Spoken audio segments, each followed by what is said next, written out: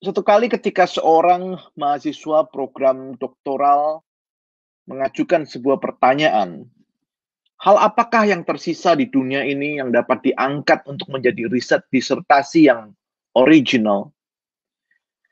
Albert Einstein, sang ilmuwan itu menjawab, dia katanya, selidikilah tentang doa. Seseorang harus meneliti tentang doa. Serupanya sang ilmuwan sangat penasaran dengan kuasa doa. Itu kira-kira gambaran dari artikel yang saya baca. Tema kita hari ini, saudaraku, adalah tentang doa. Bagaimana supaya kita boleh tidak jemu berdoa. Jangan jemu berdoa. Nah, saudara, saya rindu untuk terlebih dahulu mengajak kita sekalian membaca dari bagian firman Tuhan yang saya hari ini ambil dari Lukas, pasal Injil Lukas, saudara, pasal yang ke-18. Injil Lukas, pasal yang ke-18, mulai ayat yang pertama, saudara, kita akan membaca sampai ayat yang ke-8.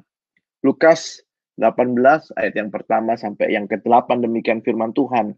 Yesus mengatakan suatu perumpamaan kepada mereka untuk menegaskan bahwa mereka harus selalu berdoa dengan tidak jemu-jemu. Maksudnya kepada para murid, saudara. Katanya, dalam sebuah kota ada seorang hakim yang tidak takut akan Allah dan tidak menghormati seorang pun. Dan di kota itu ada seorang janda yang selalu datang kepada hakim itu dan berkata, belalah aku terhadap lawanku. Beberapa waktu lamanya hakim itu menolak, tetapi kemudian ia berkata dalam hatinya, walaupun aku tidak takut akan Allah dan tidak menghormati seorang pun, namun karena janda ini menyusahkan aku, baiklah aku membenarkan dia, supaya jangan terus saja ia datang dan akhirnya menyerang aku. Kata Tuhan Yesus, camkanlah apa yang dikatakan hakim yang lalim itu. Tidakkah Allah akan membenarkan orang-orang pilihannya yang siang malam berseru kepadanya? Dan adakah ia mengulur-ngulur waktu sebelum menolong mereka? Aku berkata kepadamu, ia akan segera membenarkan mereka. Akan tetapi, jika anak manusia itu datang, adakah ia mendapati iman di bumi? Demikian jauh pembacaan firman Tuhan. Saudara, pernahkah saudara jemu berdoa? Atau pernahkah merasa bosan atau enggan berdoa, saudara? Mengapa seorang itu bisa jemu berdoa? Saudara, saya kira ada 3 mungkin alasan yang membuat orang itu bisa sampai jemu berdoa. Yang pertama, saudara, mungkin karena orang itu tidak mengerti artinya berdoa. Mengapa mesti berdoa? Betapa seriusnya apa yang seharusnya kita doakan itu. Sudah banyak orang berdoa, tapi hanya asal berdoa. Sehingga berdoa seringkali dilakukan tanpa makna. Hanya sekedar rutinitas. Tidak heran kalau orang seperti itu akhirnya menjadi bosan atau jemu berdoa, saudara. Kontras antara Yesus dan para murid di Taman Getsemani jelas menunjukkan bagaimana Yesus sangat memahami kepentingan doa. Sedang para murid tidak. Ketika Yesus dalam pergumulan yang begitu dahsyat, dia tahu dia harus berdoa sehingga mendapatkan kekuatan dari persekutuannya bersama dengan Sang Bapa. Tetapi para murid yang diminta bersama berdoa justru ditemukan sedang tertidur. Bahkan harus beberapa kali dibangunkan. Berdoalah dan berjaga-jagalah supaya kamu tidak jatuh ke dalam pencobaan. Demikian nasihat Tuhan Yesus kepada para muridnya. Alasan yang kedua, saudara, yang biasanya bisa membuat orang itu sampai jemu berdoa adalah karena ia memang berdoa, tetapi ia tidak melihat hasilnya. Itu sebabnya dia akhirnya jemu berdoa.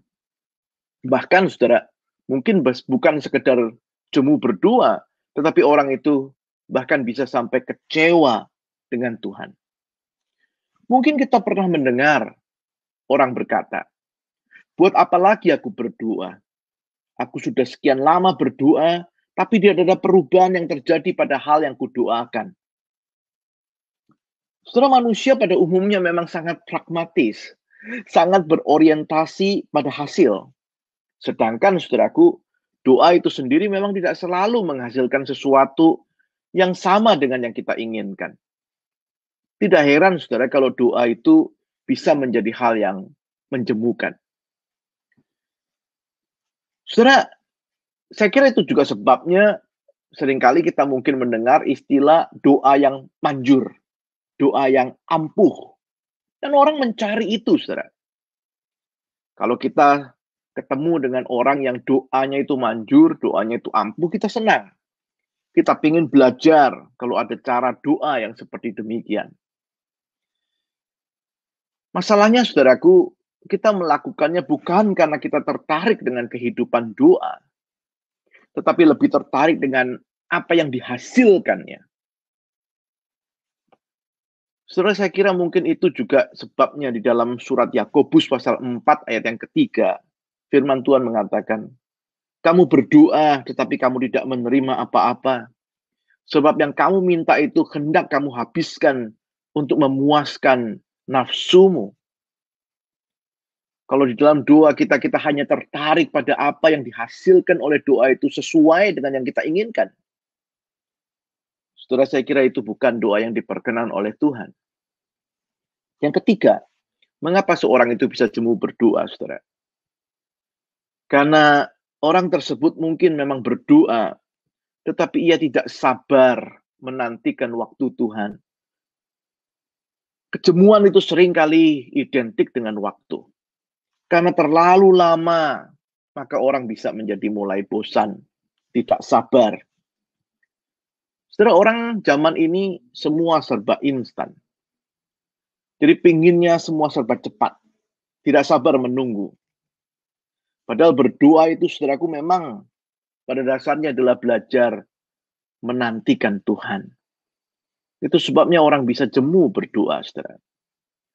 Mazmur nomor 27 mengatakan, nantikanlah Tuhan. Ya, nantikanlah Tuhan. Pelajaran menantikan Tuhan adalah pelajaran yang penting. Seringkali tokoh-tokoh dalam Alkitab, saudaraku, diajarkan tentang pentingnya menantikan Tuhan. Kita ingat Abraham yang menantikan 25 tahun sampai ia boleh mendapatkan anak yang memang seperti yang Tuhan janjikan. Musa harus menunggu 40 tahun sebelum akhirnya Tuhan menganggapnya siap untuk memimpin bangsanya, umatnya keluar dari tanah Mesir. Bahkan Tuhan Yesus sendiri dalam pelayanannya berulang kali mengatakan, waktuku belum tiba, saatnya belum tiba. Ada yang dinantikan sampai waktunya itu tiba.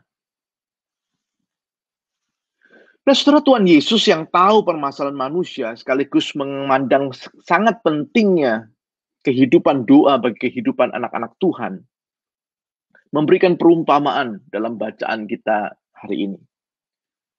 Bacaan kita ini, saudaraku, ada dua tokoh penting yang diangkat di sana. Yang pertama adalah seorang hakim. Nah, saudara, pada abad pertama memang dicatat ada profesi hakim sipil yang menangani kasus keuangan, saudara. Tugasnya biasanya mengadili dua pihak yang bersengketa. Tradisi mencatat bahkan sejak awal, hakim itu punya hak untuk menerima atau menolak menangani sebuah kasus. Tidak heran, saudaraku, kalau kemudian bisa terjadi banyak kasus korupsi. Apalagi, saudaraku, dalam perumpamaan ini ditambahkan catatan mengenai sifat sang hakim yang sama sekali tidak cocok dengan profesinya. Dia dikatakan seorang yang tidak takut Tuhan dan tidak menghargai orang lain. Tokoh yang kedua adalah seorang janda, saudaraku. Dan menarik karena Injil Lukas memang beberapa kali, saudaraku, mengangkat tokoh ini untuk diceritakan kisahnya. Lukas rupanya tertarik untuk menekankan kelompok yang dianggap minoritas, yang diremehkan, yang seringkali dipinggirkan di dalam masyarakat, yang bahkan tertindas, saudaraku. Nah, gambaran sosok janda ini memang mungkin hendak, saudaraku, menekankan hal ini. Dia adalah seorang perempuan yang pada zaman itu, di dalam budaya setempat, saudaraku, pada waktu itu, dianggap rendah. Dia tidak bersuami. dia miskin.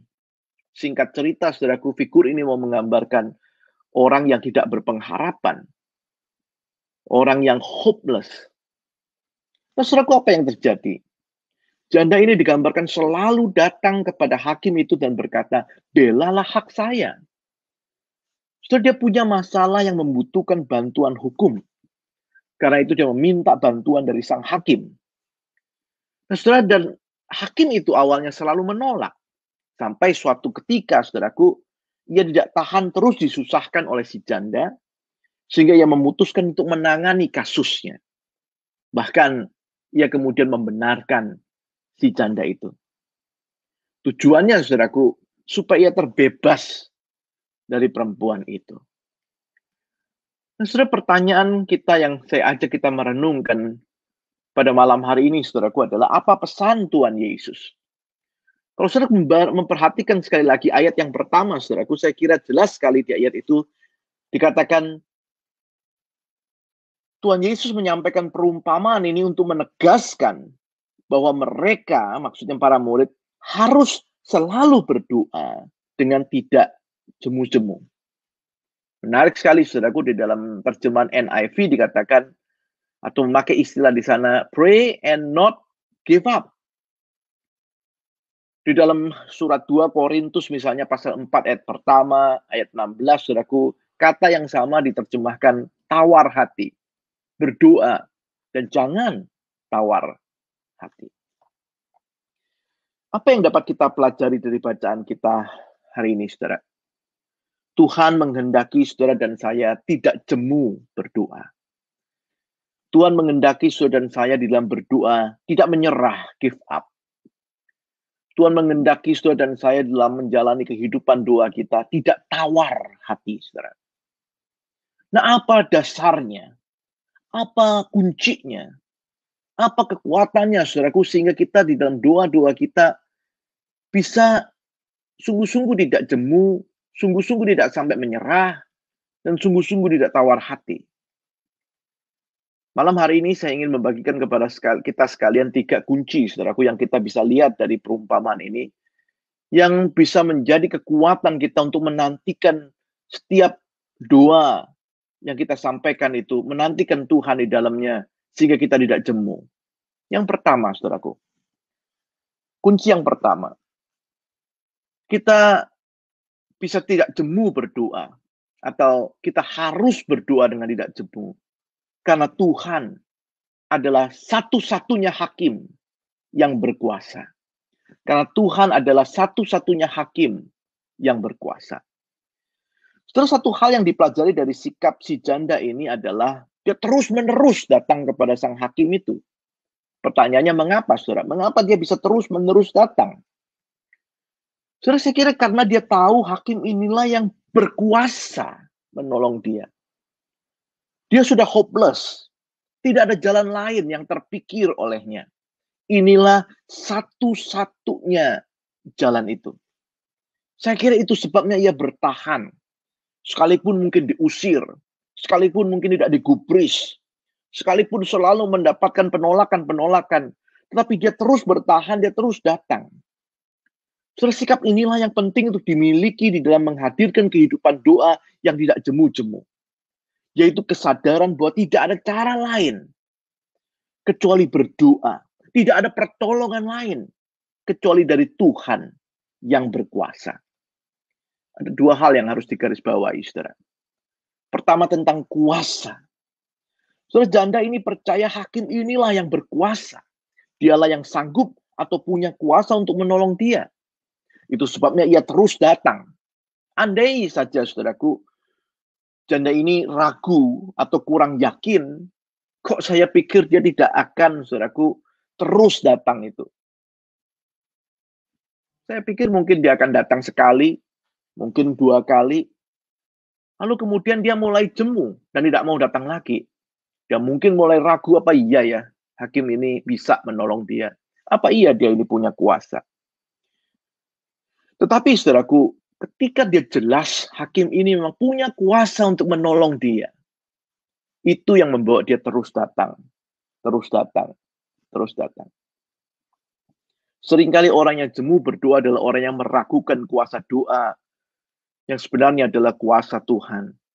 Kalau kita sungguh percaya Tuhan itu berkuasa, tentu kita akan sering berdoa. Bahkan kita akan lebih senang berdoa. Yang kedua, saudaraku, adalah tentang kuasa satu-satunya. Janda ini, saudaraku, saya kira bukan hanya sekedar percaya kuasa sang hakim, tetapi di dalam ketidakberdayaannya tadi saya mengatakan dia percaya hakim ini satu-satunya yang berkuasa menolong dia. Dia tidak berhenti datang karena tidak ada alternatif lain. Dia tidak berpikir ada alternatif lain yang bisa menolong dia. Kalau saja, saudaraku, dia kepikir ada cara lain, mungkin saya pikir saudara dia akan mencoba cara yang lain itu. Tetapi karena dia tidak kepikir cara yang lain, dia terus datang, dia datang lagi dan datang lagi.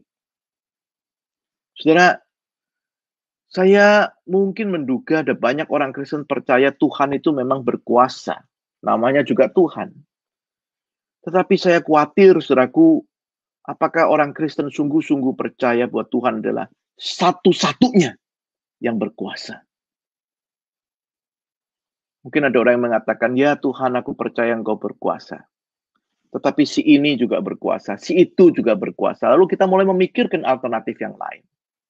Itu seringkali yang menggoda kita, sehingga kita kemudian menjadi jemu berdoa. Saya bacakan Mazmur 121, ayat 1-3, saudaraku. Nyanyian ziarah.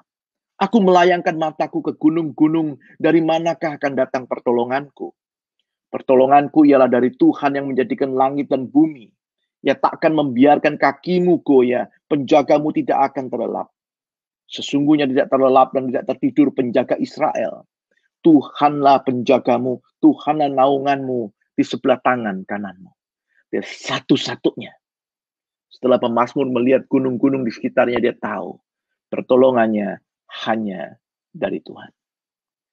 Alasan yang kedua, saudara, mengapa kita tidak jemu berdoa. Mengapa kita harus tidak jemu berdoa.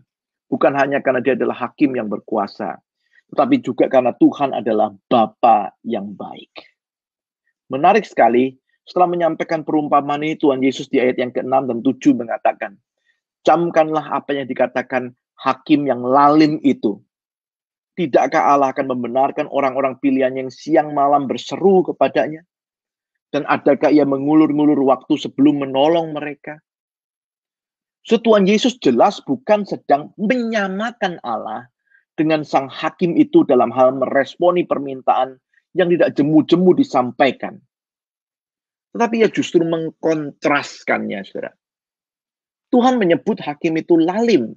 Dalam bahasa Inggris dikatakan unjust.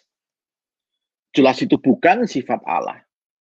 Dari awal, saudaraku, Tuhan Yesus sudah mengatakan bahwa hakim itu tidak takut akan Tuhan. Hakim itu awalnya tidak mau menolong, mengulur-ngulur. Jelas karena dia lalim. Kalau dia hakim yang adil, kalau dia hakim yang benar, dia tidak akan bersikap demikian. Apalagi Tuhan itu adalah Allah yang maha adil, yang maha benar. Dia tidak pernah mengulur-ngulur. Dia adalah Bapa yang baik, yang selalu ingin memberikan yang terbaik untuk anak-anaknya. Di bagian yang lain, saudaraku, Tuhan Yesus mengatakan, adakah seorang bapa memberikan kepada anaknya batu ketika anaknya meminta roti, atau ular ketika anaknya meminta ikan? Jikalau kamu yang jahat tahu memberikan yang baik kepada anak-anakmu, apalagi Bapamu yang di surga, kata Tuhan Yesus. Ia tidak akan memberikan yang jahat. Ia selalu akan memberikan yang baik kepada mereka yang meminta kepadanya. Saudara, berdoa dengan tidak jemu, itu bukan berdoa supaya Tuhan itu ingat. Jelas, Tuhan tidak pernah lupa. Bukan supaya Tuhan terharu. Kok ada ya orang yang tekun banget berdoa, sehingga aku mau mengabulkan dia. So, dari sejak awal doa kita, Allah Bapa yang baik itu sudah rindu untuk menolong kita. Bahkan sebelum doa itu kita naikkan. Kita berdoa, saudaraku, karena Tuhan suka ketika anak-anaknya itu mendekat kepadanya. Dan memang kita perlu ada di dekatnya. So, dia adalah Bapa yang baik. Dia bukan hanya punya kuasa itu, tetapi hatinya adalah hati yang mengasihi saudara dan saya. Itu sebabnya kita harus tidak jemu berdoa dan selalu menantikannya. Yang terakhir, saudara. Mari kita perhatikan ayat yang ke-8. Saya kira ayat yang ke-8 adalah salah satu kunci untuk memahami perumpamaan ini. Setelah Tuhan Yesus mengatakan, aku berkata kepadamu, ia akan segera membenarkan mereka. Akan tetapi jika anak manusia itu datang, adakah ia mendapatkan iman di bumi? Setelah kita kembali melihat awal tujuan Tuhan Yesus menyampaikan perumpamaan dan nasihat ini adalah terkait dengan penantian akan kedatangan yang kedua kali. Kalau sudah melihat pasal 17 dari Injil Lukas ini, ayat yang ke-22, kita melihat itulah sedang menjadi topik pembicaraan, kedatangan kerajaan Allah. Akan tiba waktunya, kata Yesus, para murid itu akan tidak lagi melihat anak manusia. Mereka akan dibingungkan dan digoncangkan dengan banyak hal.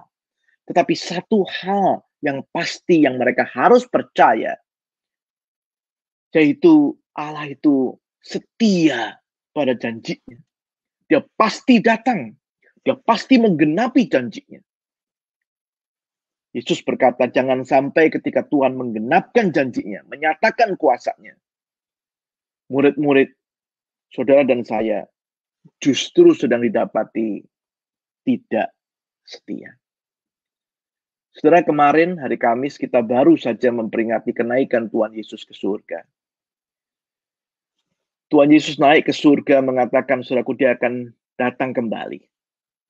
Saudara dan saya saat ini sedang menantikan dia. Tadi saya katakan, saudara, kehidupan doa adalah kehidupan yang menantikan Tuhan. Di dalam kehidupan yang menantikan Tuhan itulah kita harus melihat, menyadari, dan percaya bahwa dia adalah Allah yang setia, yang akan menggenapkan janjinya, yang akan menyatakan kuasanya. Itulah yang menjadi kekuatan kita untuk kita boleh terus menantikan dia dan tidak jemu berdoa. Saudara, orang Israel pernah tidak sabar menantikan Musa. Mereka mendesak Harun berbuat sesuatu. Kemudian dibangunlah, saudaraku, anak lembu emas, patung anak lembu emas itu. Mereka menyembahnya. Sehingga Tuhan marah karena mereka telah berubah setia. Raja Saul pernah tidak sabar menantikan Samuel. Dia membakar sendiri korban tanpa menantikan kedatangan sang nabi. Dan Tuhan pun marah kepadanya. So, Tuhan rindu supaya saudara dan saya belajar sabar. Khususnya di dalam konteks kita saat ini.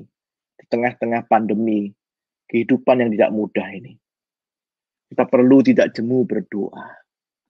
Kita perlu terus menantikan dia. Ingatlah bahwa dia adalah hakim yang kuasa itu. Satu-satunya. Dia adalah Bapa yang baik. Dan dia adalah Allah yang setia. Mari kita menantikan dia. Mari kita tidak jemu berdoa kepadanya. Amin.